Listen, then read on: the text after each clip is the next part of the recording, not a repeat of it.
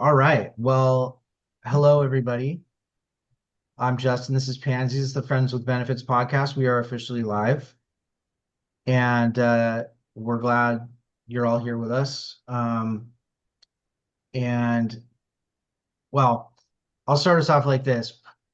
We're starting a little bit earlier today. I know that's kind of not the normal thing that we do. So hopefully, folks are out there, you can catch us live, even though we're starting a little bit earlier today. Pansy, how are you doing, by the way? I'm okay. Pansy was rushing to get back and get on the show and was having some trouble getting onto the show. So yeah, we're doing it, people. We're doing It's it. been it's been kind of yeah. Yeah, yeah. Well, I'm glad you made it, Pansy, and I'm glad you're here. And Pansy's been working really hard too. With everything, right? Business, life, working really hard. That's a Had part my of it. speech the other Speech. Oh day. yeah, yeah, yeah. We're Pansy. going to talk about that. That's So right. That's we right. find out about round three. I'm guessing we should know next week. So Yeah. I don't know if I have advanced to round three. There was some really awesome speakers and Ooh. so but Yeah. that's okay. I did it. Like that, I didn't back out. At first I was completely out, right? And then I did that wild card round and I got back in. So, you Yeah. know, That's what matters. That's yeah. 100% what matters. And you did it, like, guys, just so you know, Pansy signed up for a speech competition. And I'll be honest, like, Pansy was one of the last people I would have expected to just gung ho, I'm gonna go for a speech competition. But she did it despite how nervous she was, despite how foreign the whole thing is to her. She just did it, and she's literally in round three, and she's up against some really Well, good. I don't know if I'm in round three Okay, yet. well, you made it We to, it just doesn't even completed round, matter. Yeah, I but mean, it does matter, but you know what I'm saying. yeah. You got to But round. either way, yeah, it's been an experience, the questions that they give you to get your mind going, thinking about what your speech is going to be about and, just hearing other people's speeches. And, it's been quite an enlightening experience, so, and a growing experience. Yeah. Yeah. So that's how you build those muscles is you do the things that you're not good at and you just do them. And even though you don't have all the answers and you don't have it all figured out, um, you do it anyway. You make a mess of it, or maybe not. You don't know. Maybe you're probably going to make a mess of things, at least in the beginning, right? But then Yeah, you, I didn't do horrible, but yeah, there's yeah, definitely yeah, improvement, yeah. Well, so I mean, you and I've talked about this before. What's the one thing that people fear most, right? Like it's in being seen. Yeah. you know, public speaking, right? The thing that besides, I think people would choose death over public speaking. Some people would choose death over public speaking, like Yeah. legitimately.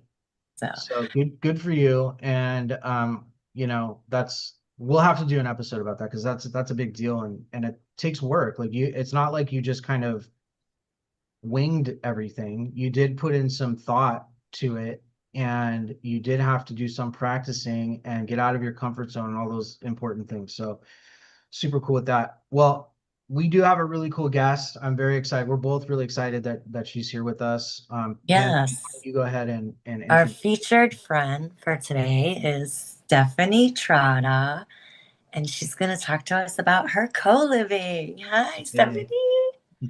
Last time Hello. I seen you, I think I was on your podcast. It's been a while. Yeah, it's been a while. Yes. Thank you for having me. I'm happy to be here. Thanks for joining us. Can't wait to hear all the cool things you've been up to. Yes. Where would you like me to begin? I You know what? Where mean, do you want to begin? I'll, Like, I'll start it off. where Yeah, do I'll you start it off. okay. begin? I know you've been up to quite a bit, so fill us in. Yeah. I think Stephanie, I think a really good spot but for folks who don't know you, I think a really good spot would be to kind of introduce yourself and let us know, like, where do you hail from? Give us a little bit of how you got started in all of this stuff. And by the way, Stephanie is using co-living to fix or to help fix the affordable housing crisis that's going on in this country right now. And Yes. that's a big job, and Stephanie's and her team are We're doing it. kicking butt, Yeah, man. They're Yeah. kicking yeah. Kicking butt and taking names. No. Uh, no, so I'm Stephanie Trotta. I am in Phoenix, Arizona, and I've been in Subto over 2 years now. It's amazing. Time flies because I still feel like a newbie in a lot of ways. Well, But there's yeah, so much to learn. there So, is, there is. And it's funny just to give kind of a high overview of where I started with this. I I I discovered real estate and investing through Robert Kiyosaki's Rich Dad Poor Dad, like many of us, right? Yes. I found him in a video he was doing, a 5-minute video, and then it led me to the book and then the cash flow game and oh my gosh. Amazing. So, after getting into that part of it, then Pace somehow started popping up all over my feeds. I don't know how that happened. And I loved it. I loved how authentic he was. I loved it that it made sense, right? It wasn't like he was trying to make it complicated. I think a lot of the gurus out there, they try to make it complicated and like, ooh, you need to do this with them if you want to be successful. And Pace is like, yeah, join the community. It's not about me, it's about the community. And so that was just another thing that really appealed to me about him is that it wasn't like he was really trying to sell yeah, anything. Right. And that's huge, right? Because everybody else is trying to sell something. I agree. So Yeah. I That's what really got like me, that. Stephanie. When he started talking about community and all this stuff, I'm like, okay, I'm listening. I am, So, yeah. yes, yes, yes. And I did check out a couple of other places, mentorships, and besides the price tag, it was just it felt too narrow. It felt like it would only be a thing that I was going to get out of that. And I've not been one of those people. I've always liked having lots of options. I mean, it can get overwhelming, don't get me wrong, but when you first get into it, there's just so much. There's so many things that you can do, so many ways that you can be successful. But that is what appeals to me about real estate investing, about entrepreneurship, is I don't want to be stuck in A a box, box. right? Yes, I don't want to Yeah. be stuck in a box. And so that's where I kind of started, and I was thinking, okay, I'm going to do long-term rentals. That's easy enough. I could just buy a house and I don't have to furnish it and all that good. There's not a high turnover. I didn't like the idea of fixing and flipping because that just I have a W-2. I don't need to deal with that part of the project and then constantly, right? You flip it, now you got to do another one and another one. So that didn't appeal to me. The short-term rentals, it's so saturated here in Scottsdale and Sedona and all of that. And then with the increased regulations, Yeah. nobody wants to deal with that. Whole Yeah. different So ball of worms or ball of wax, right? Like just whole yes. different.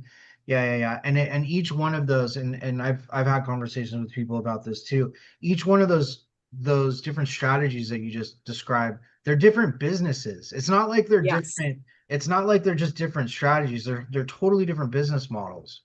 Yes, exactly. Exactly. Yeah. And I knew those were not going to be a good fit for me. I think that's probably the number one thing to figure out when you're first starting out is know yourself well enough to know what is going to work for you. Yeah. Right? Because a lot of people get into flipping because that's all they know about real estate is, oh, flipping houses. There's all kinds of TV shows on that. But that may not be your forte. That may not be your strong suit. And people have been burned when they've Oh, jumped into that big time. without doing the research. Yeah. Yeah. Right. So I knew those things weren't going to fit me. And what that left was midterm rentals for me because ownership was my priority. right? So for me, having a W-2, I wanted tax benefits. That was the thing that just totally stood out to me about all of this, was the fact that I could get those tax benefits and reduce my taxable income from my W-2. So wholesaling was never going to be a thing for me because there's no tax benefits in that. Flipping houses, that's a lot of taxes on that, and there's no ownership. I want the depreciation. So you get the forced depreciation of flipping a property, but you don't get the benefit of the depreciation. You don't have that ongoing cash flow every single month. You just get that lump sum, right? So there's, like you said, it's different businesses that you're getting into when you focus on that. And so for me, midterm rentals was it. And it was just like, okay, what exactly does that mean? What do midterm rentals, what could that look like for me? And I couldn't imagine having a whole house that I was doing midterm rental on. I guess you could. But for me, I was thinking, if I want to maximize that, I want to rent out every single room. And so during this whole journey, I was talking to my good friend Ellis Tran, who is the pad split rep here in Phoenix. And he was giving me little tidbits of what pad split does and what co-living is. And I finally was all in. I was just like, this is it. This is how I do this. This solves all the problems, because I was also seeing so much about affordability being an issue, right? We could see the interest rates were going up, which is what made long-term rentals so hard to get to cash flow, because you couldn't buy a house at 7%, and the rents you could only charge what, 2,300? That was That's equal still to or less than. That's still the case. So in fact, we had someone, not to go off on a tangent or anything. We had somebody send Yeah. us a couple properties that they said cash flowed $500 or more a month after expenses. But guess what? When you actually look at it and you do the underwriting and you look at what the expenses are actually going to be on those properties, Yeah. they don't cash flow. It's Yeah. like next right now, especially with the interest rates where they are and how expensive things are, it's darn near next to impossible for on a long-term rental. It's not impossible, but it's very difficult to find those kind of deals. They're few and far between.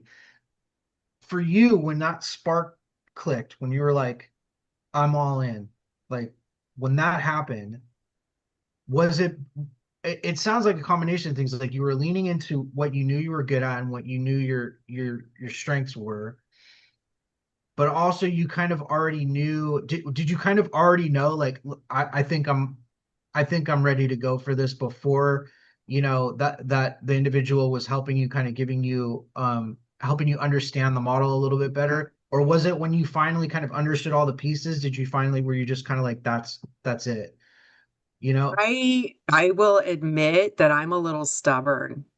Okay. Same. Just a Yeah. little stubborn. Yeah. I had to work through things myself. Yeah. So Ellis was just very patient and understanding, and giving me little pieces of information throughout that whole process. Yeah. And I was listening, but I had to work through it myself. And once I worked through it myself, then it was so very clear. Once I could see, yes, I'm just not ever going to get these long-term rentals to cash flow unless somehow I am going direct to seller and getting those 2 or 3% mortgages, right? I mean, that's really the only way that you can make it work. And then hopefully you don't have high reno, and yeah. So co-living, once I did my work, I did my own due diligence. I looked at it from every angle that I needed to do. Then co-living was the only answer. And that was about 2 years ago. It was about 2 years ago. Yeah. And so before, now it's popular and everybody's doing it. Yeah. But I was going into it before. Yeah. I think Jamil had just done one property, his first property as a pad split to try it out. Yeah. And so I was following what he was doing, and it just made sense. It made so much sense. I think Jamil was first before even Pace started doing it, right? I think so. I'm pretty sure because I I think either they remember, were like right close to it or yeah, yeah. Mm-hmm. yeah. I mean, they Yeah. they are like, I mean, obviously they'll either do something the same time with each other and see how it goes, or Yep. one will do it and the other one will see how they do with it and then start doing it. But Yep. either way, yeah, that's, you got in early, right? Which was, I'm Yeah. sure, a little bit scary at the same time, Oh right? yeah. Yeah. Yeah, it was a little scary. But I at the same time, I did my due diligence. Yeah. So I knew it was going to work. It had to work. The numbers worked over and over and over and over again. And I think what has sold it for so many people now this year is Squat Up. When Jamil did his presentation, I had so many people reaching out to me. Oh, yeah, you're doing co-living. I just saw Jamil's presentation. I'm like, yes. Yeah, we're doing Amazing. co-living too. Yeah, we So are. Yes. So, and we're where you were 2 years ago. We're doing our due diligence and we're Yeah. working it out, right? And Right. so the thing is, do you ever, one of my concerns is like, okay, when I'm looking at properties, I've always kind of been taught, and Pace talks about this, and even his buying, his risk, uh, what do you call it? tolerance. His risk Yeah. tolerance, I guess. Yeah, his risk tolerance is okay. If you're going to send him a property, it's got to at least, him and Abraham Gray, by the way, it's Yeah. got to at least cash flow 50 to $100 a month as a long-term rental. Like it's got to cash flow something Mhm. as a Yeah. long-term, right? And so for me, that's kind of what I look at. Is like, okay, it's in a pad split market. We know it's an area. There's not a bunch of HOAs or high regulations in this particular area. So it looks like it'll work pretty well for co-living and pad split. Yeah. But are you ever concerned? Is that kind of what you look for too, or do you just, as long as the numbers with co-living work and pad split work, then and it looks good from a numbers perspective on that front, just go for it? Or yeah, Yep. okay, Yep. I okay, was stuck on that too. In fact, my underwriting file, I have, my old underwriting file I had where it was, what am I going to make with pad split? What am I going to make long-term rental? But again, every single deal, it was losing money as a long-term rental. And yet the potential was incredible yeah, as a co-living property. And so I'm not Pace.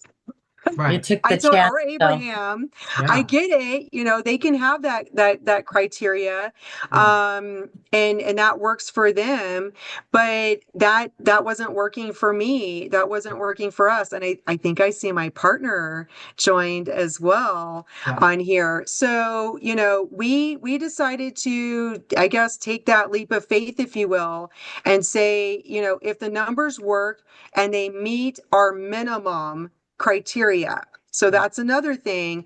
Set your criteria and stick with it, yeah, So what is right? your So minimum criteria then? yeah, so different people have different minimums. Right. So I'm not trying to tell anybody to do their thing. I think I heard Effie says, I think Effie's is like minimum 17% cash on cash return. That's great. We had already decided that if it's at least 12% cash on cash return, and we're making at least 1,000 per month yeah, in net cash flow, then it's good. yeah. And that's bare So minimum. 12% is like, that's bottom. You're not going any lower. Yeah, bottom. yeah, yeah. Yeah. But the thing is with co-living, it's so doable to have great double digit cash on cash return. The one property that we started with in Glendale, Arizona, our cash on cash return is about 23%. Wow. We left some cash in the deal. Now we could probably refinance and get all of our money back out at this point, and then that means now infinite returns. Yep. And Nice. so that's what you got to look at is the long game too, right? So you got to buy right, which is what we're doing. You buy right, you add the value, right? Follow the permitting. I know that different ones have done different things, and you have to do what you're comfortable with as far as are you going to get permits or not. Yeah. The model that we're following at this point is we want everything permitted. We don't want any issues with when we want to refinance and that appraiser comes through. We Yeah. want it to be easy peasy for them so that we can refinance and get our money out and put that towards the next deal. Yeah. We Yeah. want those That's a infinite really returns. important, that's a super important point, because I don't think a lot of people, especially getting into this, don't think about that kind of thing. And Right. there's another point that a friend of mine brought up a while back too, is that when you do the co-living model and you're putting up, a lot of people put up these sort of temporary walls and all that Yep. stuff, which are great. Yeah. That makes it a lot easier than when you need to actually sell it. When you actually want to sell the property, you can take all of those walls down and, Bingo. sell it at the 3.2 that it originally was, or whatever the house was originally, Right. without a whole lot of effort. But it's these folks that I've seen that actually had contractors come in and put up actual physical walls. Now it's like you've got to factor that in if you're gonna, if one, it's got to be permitted if you want to get it refined, right? If you want to get it refined. Yep. Two, if you ever want to sell it, you got to now factor in the time it's going to take to have someone come in and demo that, get it all out, Yep. right? Because most people are not going to want to buy an 8.2 or an 8.3 or whatever, right? With a bunch Right. of tiny little bedrooms, right? Or whatever. Exactly. So yeah, super important. What do you find the refinance criteria is, as far as they just want to see that everything's permitted, and is that about it, or is there anything else specifically with refinancing that you've run into? Any Yeah, well, that's really going to depend on who you're refinancing with. They could just do a drive-by, not even look inside. interesting? Yeah. Right. So, if they're going to walk the property, they're going to be expecting it to have some kind of common area space and kitchen area. And it has to look like a regular single family house. Right. Right. So if you've closed in that living room, they're not going to know how to handle that. They're not going to know what to do with that. So the way that we're working this is that we want to see if the lot's big enough, we can add square footage and it still look reasonable for the neighborhood, Yeah. right? You can you can use those temporary walls and close in the garage, but leave the garage door, right? Because that's required. You could take the guts out of the garage, mechanics, right? And you could do that potentially, but that's not necessarily permitted, right? So it all depends on what your comfort level is, what you're willing to do. But from an appraiser perspective, they're really looking at how do I compare this to 3 or 4 or 5 other properties that have sold in the last 3 to 6 months in this neighborhood? And if you deviate from that, that makes it harder for them. Now, I know for a fact that there have been people that have had, maybe 6 or 7 bedroom, 10 bedroom houses that they were looking to try to get it refinanced, and it was super difficult. They finally got the appraiser to give them a quote, but a price, but it wasn't what they thought it should be. They paid for a second appraisal and they got the number that they wanted. So that's something to keep in mind as well. Yeah, and appraisals are not like, they're not that expensive. You know what I mean? Right. If you're just, it's going to cost you way more to have an appraisal that's under where you need to be than it is just to have another appraisal done. So that makes a ton of sense. Stephanie, Exactly.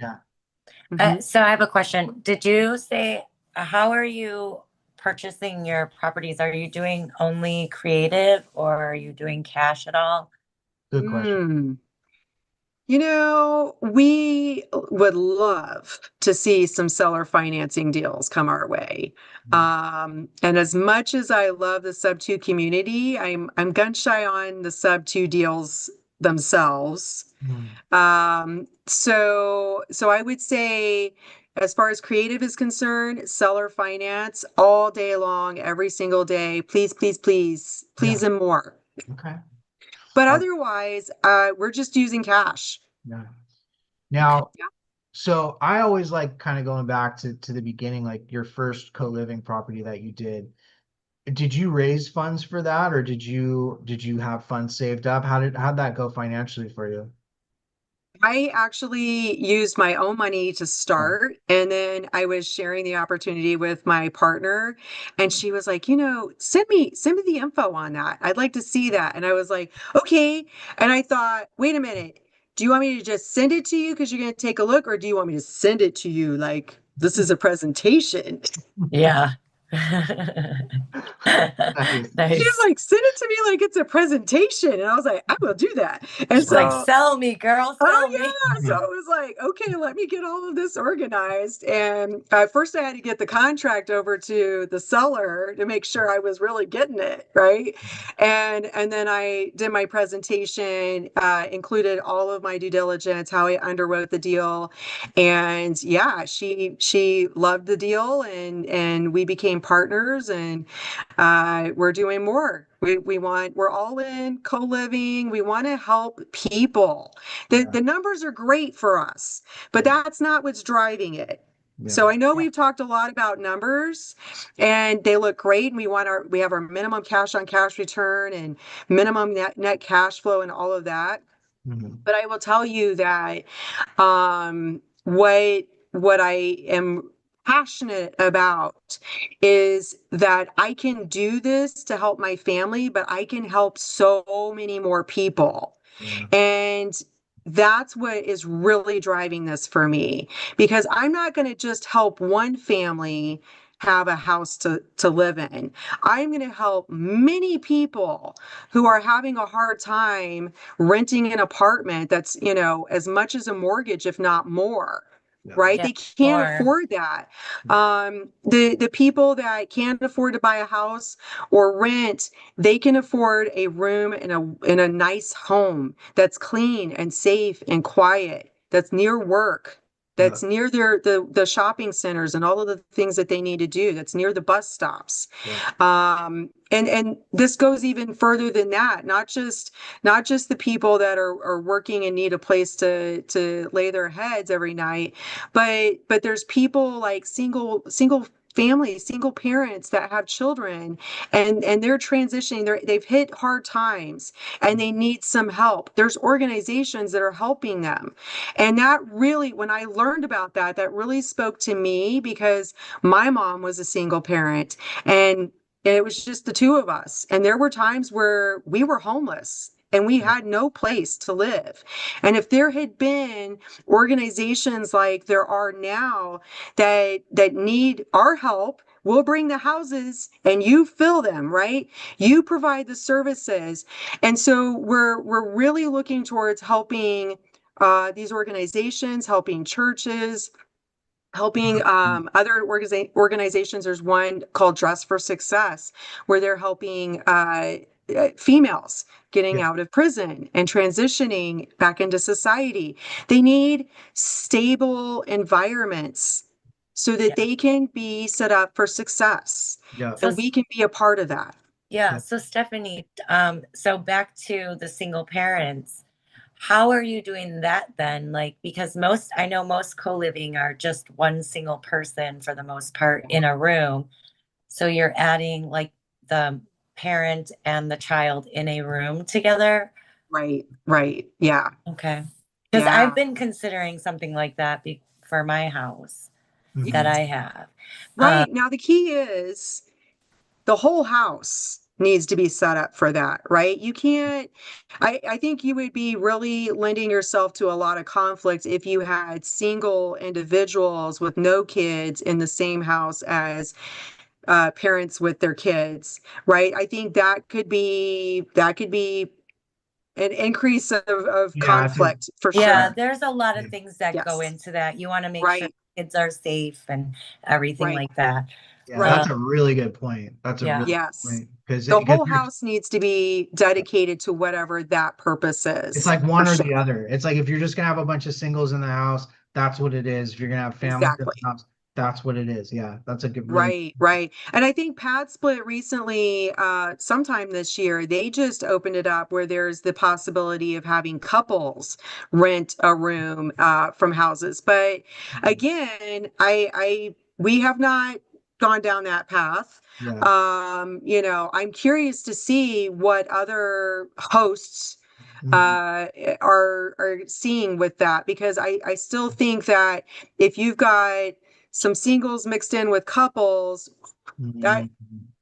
Yeah. yeah, I don't know if that's going to work. I really believe, you've got people that are really focused on helping vets. You've got people Yeah. that, want to help foster children who have aged out Yes. Yeah. of the That's a big foster deal. system. How do they get started? Oh Yeah. my That's huge. gosh. That's huge. Right? So there is so much need out there. You can make a house that helps each one of those kinds of solutions, right? You're providing solutions for each one of those things, or you can make your whole portfolio dedicated towards one theme that really speaks to your heart. Either way, people are winning. That's a win-win for everybody. Yeah. That's Yeah. a big deal. That's a Yeah, huge. I like it. Yeah. I like the idea of the shared housing type of deal because I know how hard it is out there on your own. I was a single parent at one time, and currently a single parent, but it's Yeah. a little different. My son goes back and forth between myself and my husband now, but you know, to consider, like I said, I'm considering what can I do with this house, but I want to help people at the same time. It's Yep. not just about the money. Exactly. There's so much need for so many types of people out there. And Yeah. even I was speaking to another person, Megan. I'm sure you know Megan, Mhm. magnificent. Uh, uh, um, about something along the lines of more of a home, but to help you get yourself like on a healthier track, right? You know, maybe where people are working out regularly, the Yeah. mindset thing and the working on their finances, things Ooh, like that's that. a really good So idea. help getting people, because I believe Yeah. that if you have more people around you, Yeah. hey, let's do this, Yeah. right? Right. Yeah.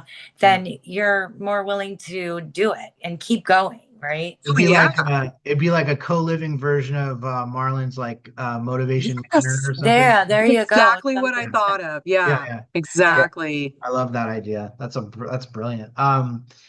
I have a quick question, Mhm. a little bit on regulation. So when you're Okay.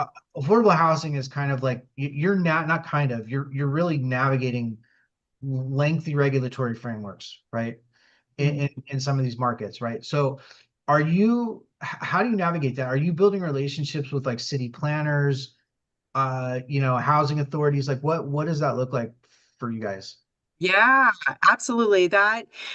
So Phoenix, thankfully, Mhm. they're very, very pro co-living. Mhm. We've been partnering up with Jamil and Rahima, and they've been talking to the officials, the city Oh, officials, and nice. Nice. Phoenix, the Phoenix mayor is like, yes, please do more. Nice. We need it. Nice. Now, that's where we need to get to with every other city, right? Right. And I think Right. that I think there's been more movement in that direction in a lot of locations Yeah. across America. I've seen and I've heard where more city officials are saying, okay, we're going to lessen the restrictions here. We're going to make it where it's going to be easier for you. And that's the point. We're solving a problem. Get out of our way. Let us Yeah. let us solve this problem that you cannot solve, right? Right. Because they cannot solve this. There's no way that they can solve it as great as we can. And so let us solve it and let us help these people in Europe. This is co-living has been around for so long in Europe. This is Yeah. nothing new to anybody in Europe. Yeah. And so, America, we're just catching up with this, right? We're just seeing now. I think I saw where the median US home price in 2024 was approximately 412,000. It's bananas. I know. Yeah, and it's now gone up to 441,000. And that means that pushes the price to household income ratio to around 5 times. It Yeah. used to be about 3 times. Yeah. Now it's 5 times. So this is not going anywhere. People need affordable homes. And so it kind of goes back to, well, do you want to protect yourself by making sure that it at least breaks even as a long-term rental?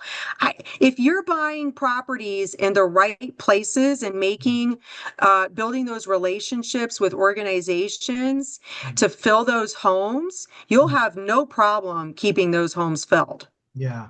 I believe I'm 100%. I'm sure. Speaking of Megan joined. Oh, hey, Megan. We were speaking of you, Megan. She Yeah. felt it. Right. So I kind of want to get into a little bit, and I know we're getting towards the end here, but I want to get into some of the risks, pitfalls, red flags, that kind of stuff. And one of the things I was thinking about was, so when you're evaluating a potential co-living, what are some of we know about the numbers. I'm not really talking necessarily Yeah. about the numbers.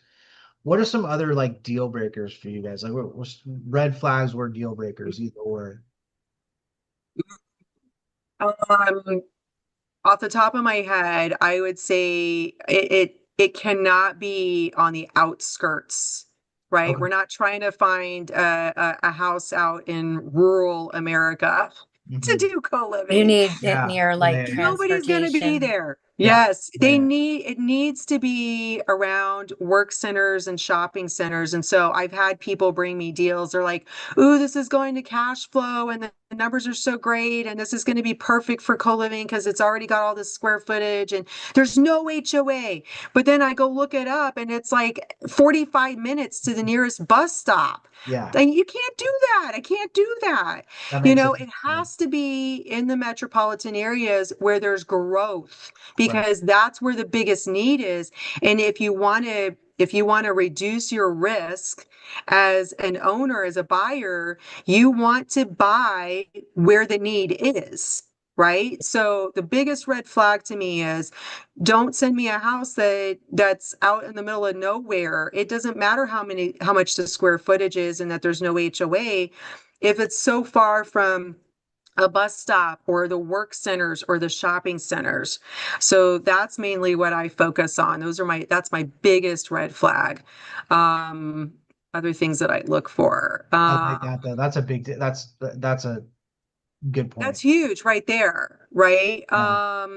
Yeah. Gosh, now I feel like I'm drawing a I mean, blank. like, so when I think of like, okay, so when I'm thinking of myself, like looking for co-living deals, I'm thinking like, okay, obviously regulatory issues, right? Oh, yes, for Maybe, sure. maybe Yes. zoning, maybe you could run into some zoning Yes. problems, right? Um, like for example, if somebody sent you a property that's got just a ton of deferred maintenance, Mm. is that something that's kind of a deal breaker for you guys too?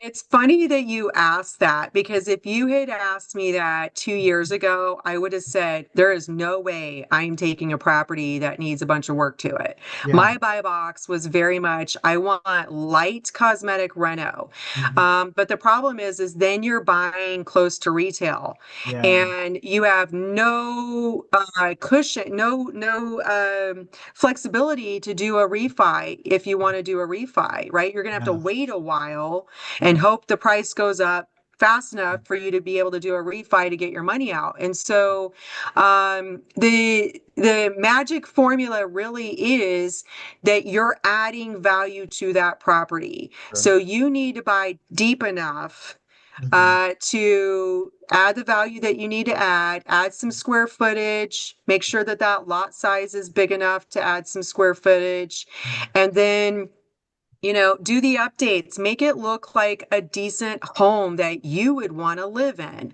Right. Don't try to shortcut it. I've seen people that have their co-living properties, and there's one in mind that I'm thinking of right now. He called himself kind of a slumlord, and it's Mm. just like that gives you a bad reputation, gives all of us, the rest of us, a bad reputation. Yeah. Don't defer your maintenance. Take pride in your home, because then they will take pride in your home. 100%. They will feel proud to live there, and they will take care of it.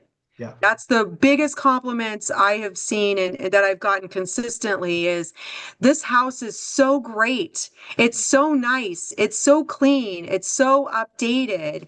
Yeah. And we want them to feel proud that they are living in a place that is nice and clean and updated. So do that. Put the money into this investment. It's only going to add value, right? Don't go overboard. You're not trying to do a luxury house here. But make it sustainable materials, Yeah. nice materials that are going to last, because you've got a lot of people in this property and it's going to be over time. Do you want to go cheap at the front end and then you have to constantly replace? Yeah. Probably not. No. Right. So you have Yeah. to find a balancing act. Don't spend, the most on materials, but get something that has good reliability. It's going to last a while. You're not going to have to replace it every year. Mm. And pick some decent colors, make it, nice enough, clean enough. And so those are some things that I've done, that I've seen really the members have appreciated, and they do the same thing. They want to take pride in it as well. Yeah, that's a really good point because my early years I lived with friends. I lived in, houses with friends and whatnot. And when it gets messy or when the landlord's not taking care of the place and things are falling apart, you have no inclination of taking care of the place either, Exa- right? And it does make Exactly. it does make it a lot Exactly. easier. It makes it a lot Set easier. the expectations. Yeah. Yes, set the expectations from the beginning. This is your investment. You want it to look good because you want to be able to refinance that at some point, right? And get those infinite returns. And then also it helps with keeping people's spirits up, right? I've lived in some pretty horrible places. Like I said, my mom and I were homeless at different points in my childhood. I've lived in some really bad places, and that takes a toll on your soul. Yeah. Okay. Yeah. Not to get too dark, but if we're trying to provide a solution for people and make them feel at home, that they have a place that they can call their own, we want them to stay, right? Then it has to be something that they're going to be proud of and that they're going to take care of. And you set those expectations from the very beginning. Beautiful pictures of the property, right? Beautiful video of the property. Make them really want to live there, right? And then you have the house cleaner come in once or twice a month, and you make them a part of what those responsibilities are. You're responsible. Everybody takes a turn in cleaning this house every week, because we live here, right? We want it to be a place that we want to continue to be proud of living in. Oh, I So like that. Do you have like do you ever maybe not mandate, but you have like a shared responsibility list for people in these out and that are living there? Do you yeah, guys they were enforce that? I don't micromanage it. I don't Right, right. have the app per se, although I did think about putting out an app for that. Yeah. But I did leave it to them, and I said, the expectation, here are the house rules.